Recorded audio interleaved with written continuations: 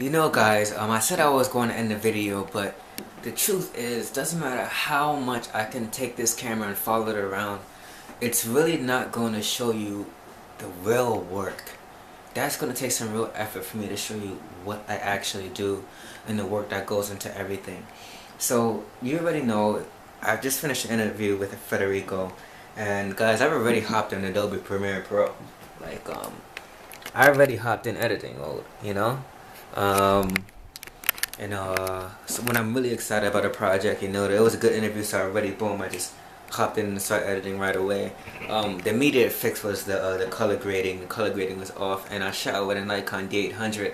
I don't know Nikon D800, so I had to like tweak the ISO in post. But I don't know. I just spoke very geeky, but I want to tell you guys something. If you follow this channel, you see that I produce a lot of videos, and also with AF Media, go on that channel as well. I'll leave the link in the description.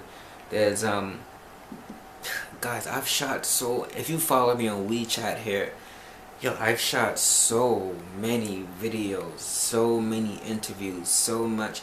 It's kind of second nature to me now, taking up the camera, getting the audio right, shooting. It's all second nature to me now. I've taken so many videos, and I just wanted to say, man, after I had a post in WeChat.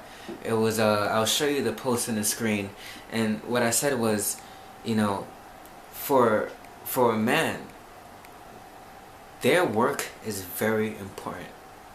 A man's work is very important, because what happens is that I can't speak on women now. I don't know a woman. I don't know. I'm not trying to be sexist here or anything like that. I'm not a woman. I don't know, but I can only speak as a man on this one.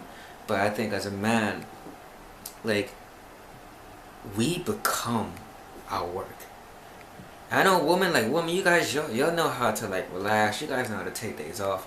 Us men, we're kind of stupid. We just want to work all the time. And I think men, we really do become our work. And let me tell you what I mean by that. So I've been shooting videos consecutively for like the past 7 months here in Shanghai. And now I'm just in editing mode. So January was my editing like month. I was just, my face is all messed up. I was just editing. And let me tell you something, man. After a while, you go on Adobe Premiere Pro for like each day, every single day, for so many different videos. And what happens is, video editing is a very unique skill. It's very unreal, very unnatural. It's a very unnatural skill in the sense that I have the ability to rewind time. I have the ability to replay an event. I have the ability to fast forward, slow down, and I have the ability to cut exactly where I want the sentence or the phrase to end. That's powerful. That's very powerful. A lot of the times you see these videos or these interviews, I'm cutting them. A lot of times people talk way too long, and I have to cut them out of a sentence and use different frames to make it flow. I'm editing. I'm cutting a lot of things out. I'm making my final product look as perfect as possible. Now in these daily days is different. I'm just showing you everything, But in a lot of these videos that I produce, I have to cut out, and that's just not just me. It's everybody, every video. So I do want to say, man, you really do become your work, and I can go into depth about what I do more so with videography. The ability to rewind, fast forward. The reason why I've shot this video again, why I didn't end it, is because I started to realize in the last maybe week, because I've been really editing videos in the last week, I've been realizing that it's really unreal what I do. Being able to go back and rewind and replay and pause and stop and all that. But it's giving me a greater sense of human nature. Let me tell you what I mean by that. When we go through our daily lives, we just go one motion, just a play button. But imagine if I was able to pause at a certain moment and just look, see if everything's right. How about if I rewinded it and cut? See, all those things that I do on the software, I'm actually looking at people at a different angle. I'm actually looking at you and I'm rewinding you. I'm looking at your face, I'm looking at all that. And what that does is, after a while, I've been very good at certain things. One, the BS detector. I'm so good I determine it when someone is bullshitting themselves, because I can tell when someone's lying. I can tell it because I've been looking at people on a camera for so long. What else? I'm also able to tell. Most importantly, probably is the BS factor. You know, I can tell that right away when someone's lying, because I've interviewed so many people. But reason why I do interviews and I don't talk a lot for the most part is because I always want to learn from other people. But the second thing, sorry, I kind of got off track there, but the second thing that I've learned from doing these interviews is how to ask good questions. I'm going to play a clip here, and I'm going to see what you think about this.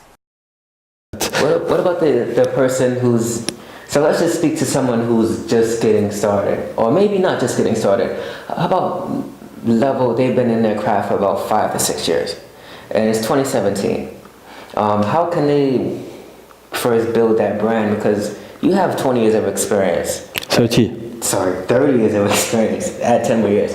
So your portfolio pretty much speaks for yourself. So you're gonna have clients coming through all the time. So what about someone who needs to build that portfolio? What's the advice you would tell them? That's a good question.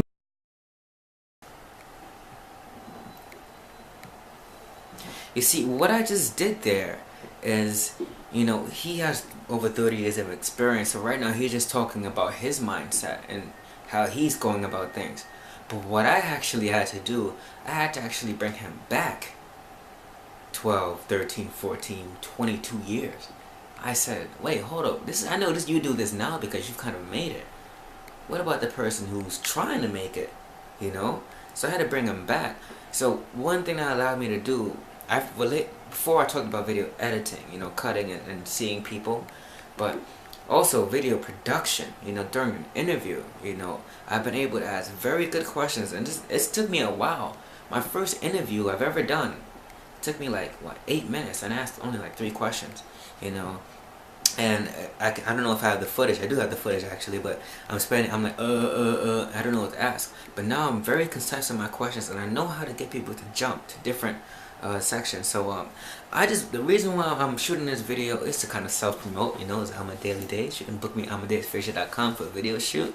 But no, also I wanted to just let you know that, yo, you really do become your work, whether you realize it or not.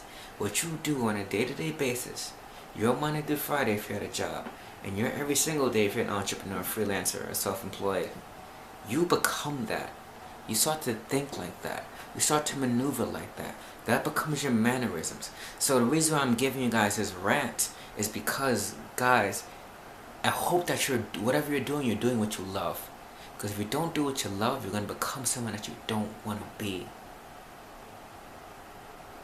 And that's the truth, you know. So yeah, I'm a video. I do a lot of things, but all those things I love to do them, you know. So I'm becoming that. I'm becoming a graphic designer, thinking more differently, planning more. I'm very patient now. I'm always thinking about the final product, the end result. That's designer right there. Then I'm also the artist who kind of just creates, not thinking about not necessarily the end user.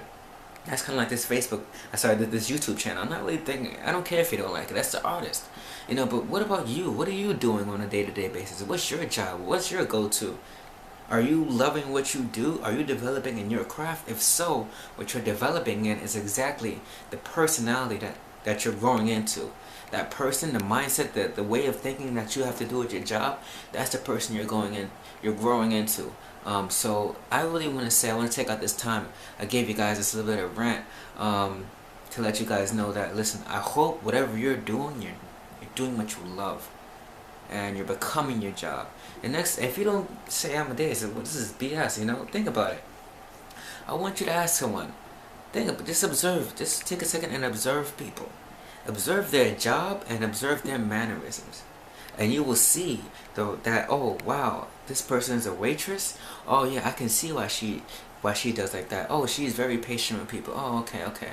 You understand that. Oh, this person is a taxi driver. Oh, you can see, or maybe he has to go to so many customers. He's always driving, so he's always thinking about. He's very direct. Look at that. That's this little nugget. This little nugget. I want to drop you guys with a little nugget. It's a rant here.